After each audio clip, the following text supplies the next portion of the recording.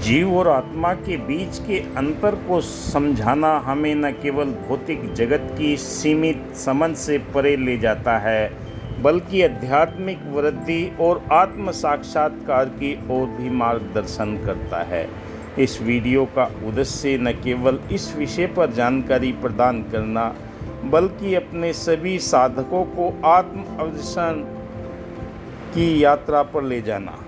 जीव और आत्मा में क्या अंतर है? सनातन धर्म और आध्यात्मिक चर्चाओं में जीव और आत्मा दो ऐसे शब्द हैं जिनका अर्थ और महत्व गहराई से जुड़ा है। इन दोनों की अवधारणा को समझने में हमें जीवन की सच्चाई को समझने में सहायता मिलती है। इस वीडियो के माध्यम से मैं आपको जानकारी दूंगा। मैं रेकी ग्रैंड मास्टर विकास बिहानिया कि हम जीव और आत्मा के बीच मुख्य अंतरों का विस्तार चर्चा करेंगे, उनके धार्मिक और वैज्ञानिक महत्व पर प्रकाश डालेंगे और आखिर में यह विचार करेंगे कि अवधारणा हमारी आध्यात्मिक यात्रा में कैसे महत्वपूर्ण है। जीव की परिभाषा और गुण। जीव को एक शारीरिक सत्ता के रूप में समझा जाता है जिसमें प्राण और मन होते हैं। जीव जीवन और वातावरण के संबंधों का एक संघ है जिसे विकास, वृद्धि और उत्तर जीवन की प्रक्रिया के माध्यम से परिभाषित किया जाता है। आत्मा की परिभाषा और गुण। आत्मा को अजर, अमर, अदृश्य और अविनाशी माना जाता है, जो जीवन के शारीरिक अनुभव से परे है। यह समझा जाता है कि आत्मा जीव और मृत्यु के चक्र में अनंत यात्रा करती है। जीव और आत्मा के मुख्य अंतर। जीव अस्थायी और शारीरिक होता है, जबकि आत्मा अस्थायी और अदृश्य होती है। जीव का अनुभव भौतिक संसार तक सीमित है। आत्मा की अवधारणा आध्यात्मिक विश्व से जुड़ी है। धार्मिक दृष्टिकोण से आत्मा। विभिन्न धर्मों में आत्मा की अवधारणा को बहुत महत्व दिया गया है। यह माना जाता है कि आत्मा न केवल शरीर, जीवन का आधार होती है, बल्कि हमारे 5 सेंस जो होते हैं, जो हमें संकेत देते हैं, उनके माध्यम से व्यक्ति के कर्म, धर्म और मोक्ष की यात्रा में महत्वपूर्ण भूमिका होती है। वैज्ञानिक दृष्टिकोण से जीव। वैज्ञानिक दृष्टिकोण से जीव का अध्ययन जीव विज्ञान और न्यूरोसाइंस के माध्यम से किया जाता है। इसमें जीव के शरीर, रासायनिक और जैविक प्रक्रियाओं को समझना शामिल होता है, जिसमें हमें जीवन के मूलभूत सिद्धांतों की गहराई से समझ होती है। जीव और आत्मा का आध्यात्मिक महत्व।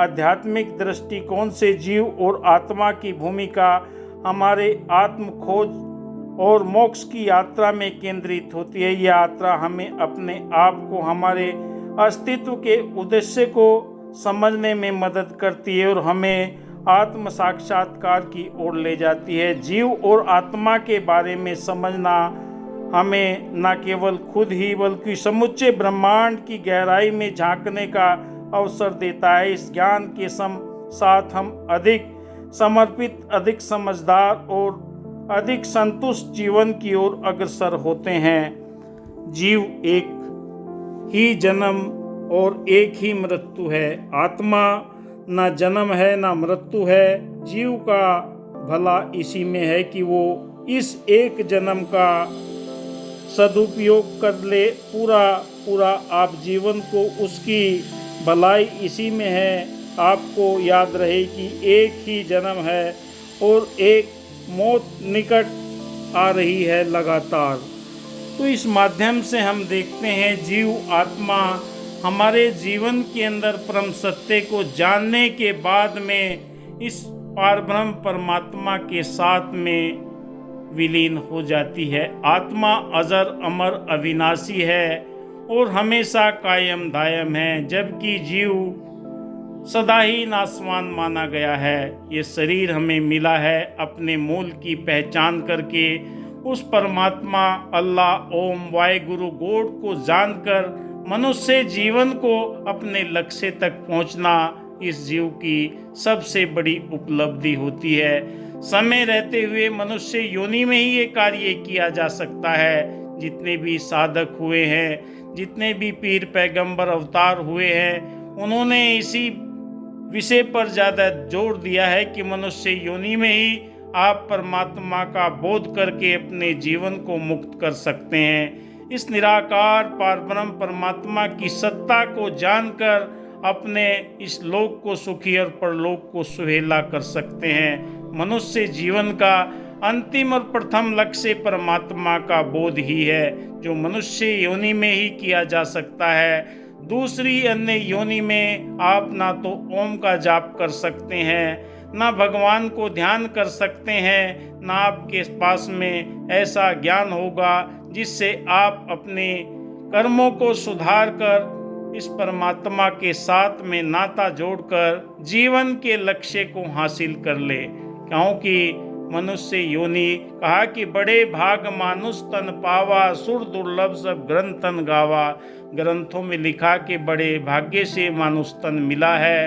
अपने जीवन को संवारने के लिए, अपने जीव को इस आत्मा तक पहुंचाने के लिए जीवात्मा जब अपने परम मूल के साथ में नाता जोड़ लेती है तो एकाकार होकर इसी के स्वरूप में हो जाती है। काम, क्रोध, लोभ, मोह, अहंकार ये सारे के सारे इस मनुष्य जीवन के अंदर जीव के साथ में जुड़े हुए हैं। मैं आत्मा हूँ, परमात्मा का अंश हूँ। जब ये भाव हमारे बनने लगते हैं तो मन से ये सारे भ्रम भुले के हटते चले जाते हैं। हृदय के अंदर दया, करुणा, प्रेम, मिलवर्तन, भाईचारा, एकत्व, सहनशीलता के दिव्य गुण हमारे जीवन में आना प्रारंभ हो जाते हैं और हम अपने लक्ष्य को प्राप्त करके मनुष्य यात्रा को सुगम कर लेते हैं। कोई भी विधि हो सकती है, कोई भी तरीका हो सकता।